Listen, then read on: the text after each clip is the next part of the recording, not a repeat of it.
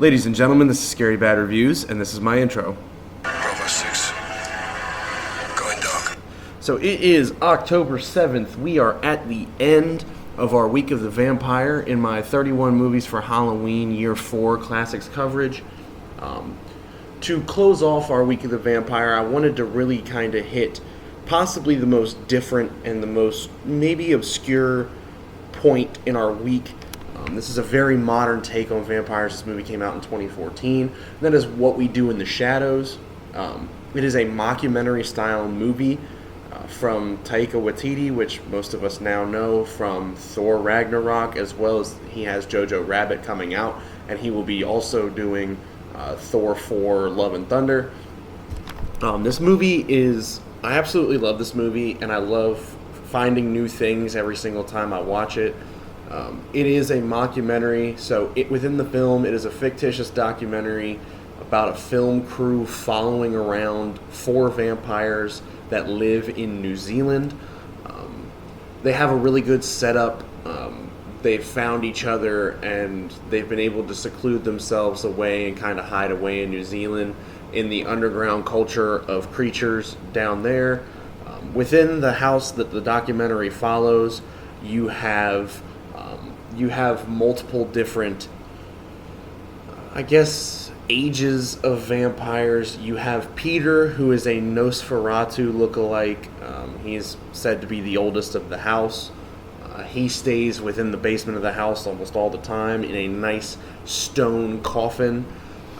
You then have Vlad, who is basically a Dracula ripoff.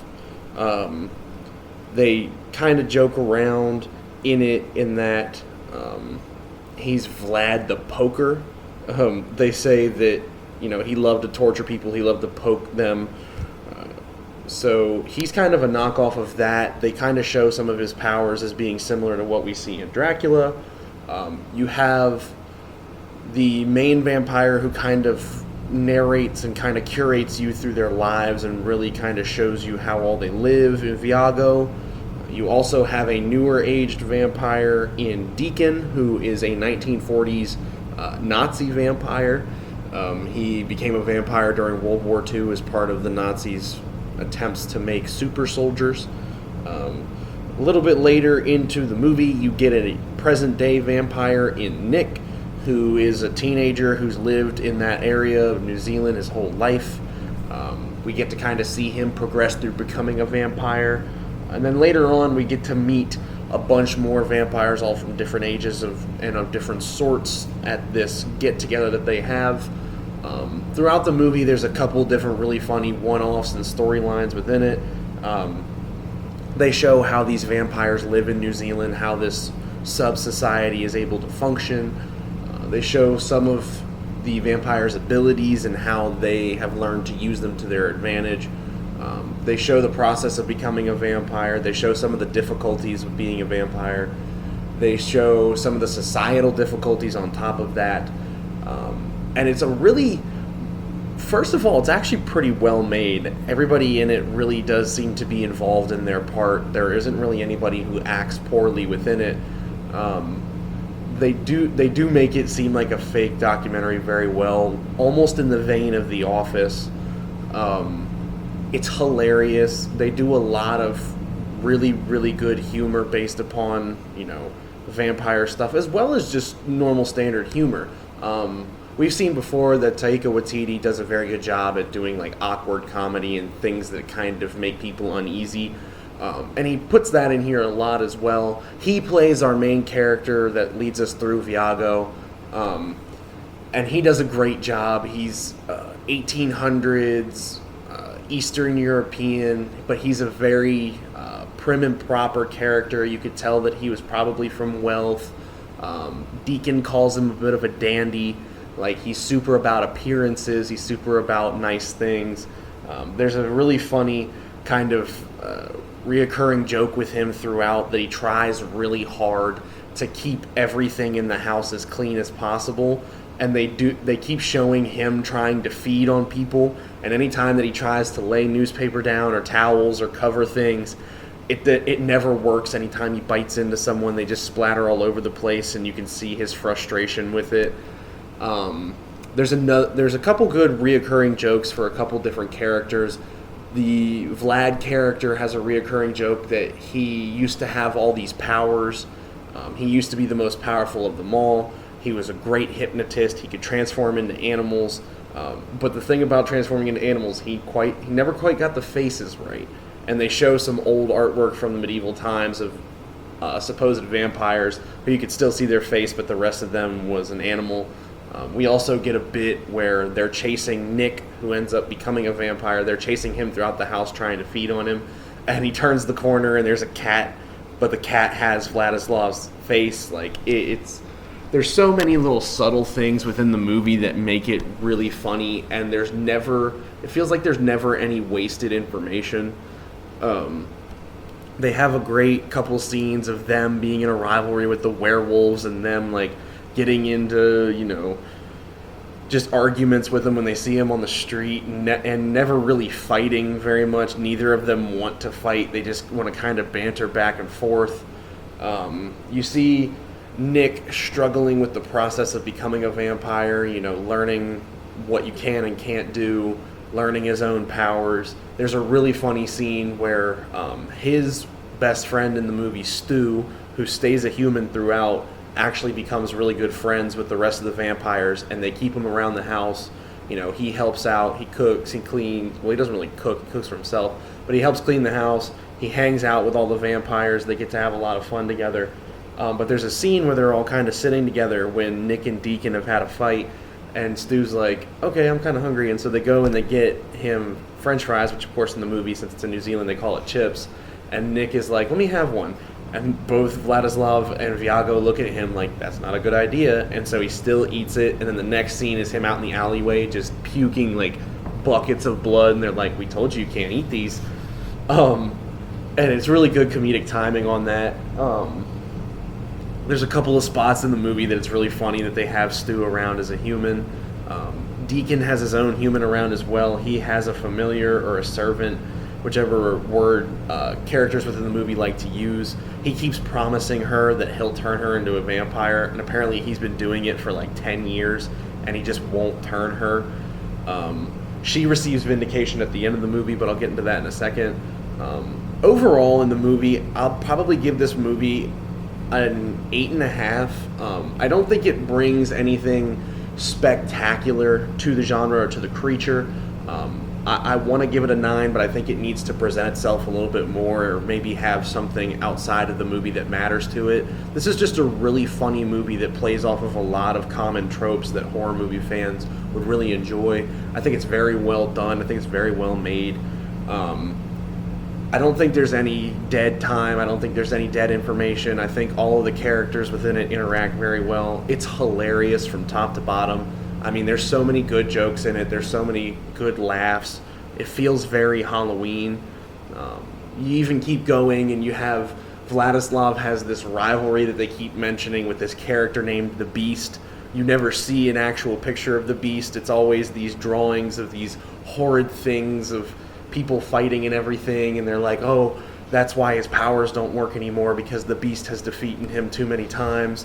And then at the end, there's this huge gala of all these undead creatures. You have vampires, zombies, ghouls,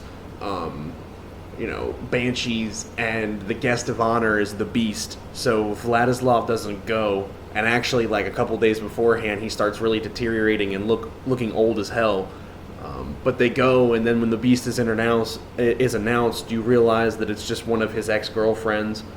But also, when you go to the gala, you see that Deacon's familiar finally got turned into a vampire by Nick, and Nick did it out of spite because he gets kicked out of the house. While Nick is processing the transition into being a vampire, they're all out clubbing and everything, and he tells everyone he sees, hey, I'm a vampire. And he even tells multiple people within the movie, he's like, yeah, you know the guy from Twilight? Yeah, that's me, I'm in that movie, I'm the guy from Twilight. And there's one guy that he tells, he's like, yeah, I'm a vampire. And the guy goes, well, I'm a vampire hunter.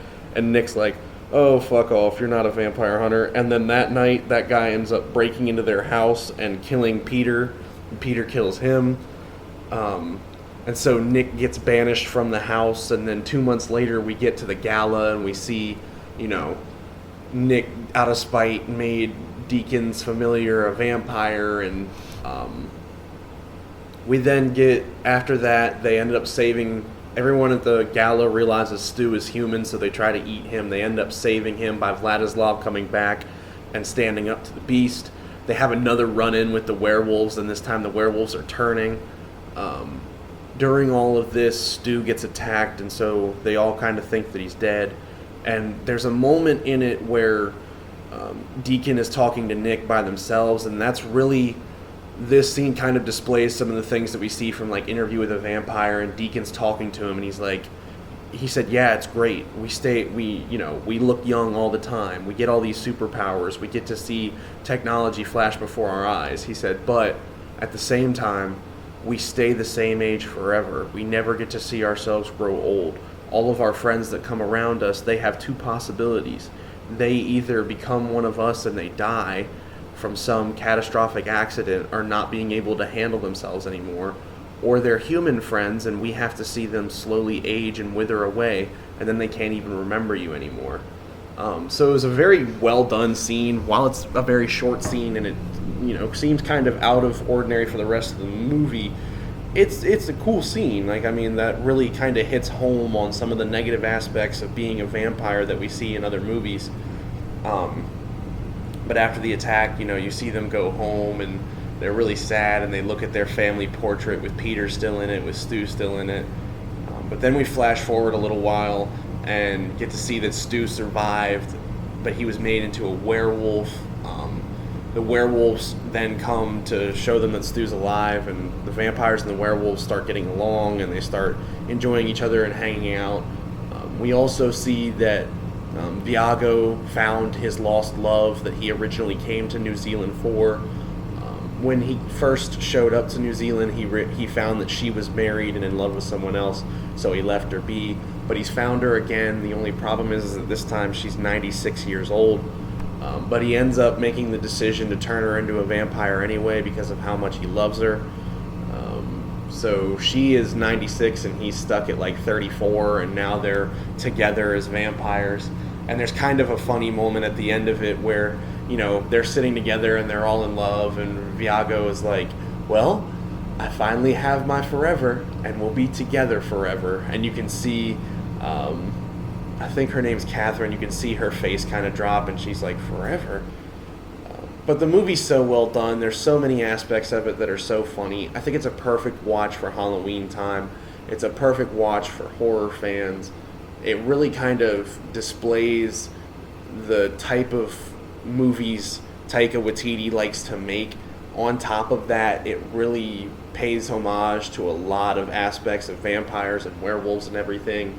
And it puts it in a modern setting. I think that's why I really wanted to include it, because it's one of the more modern ones that's really good and shows a good amount of modern society being integrated with the vampires.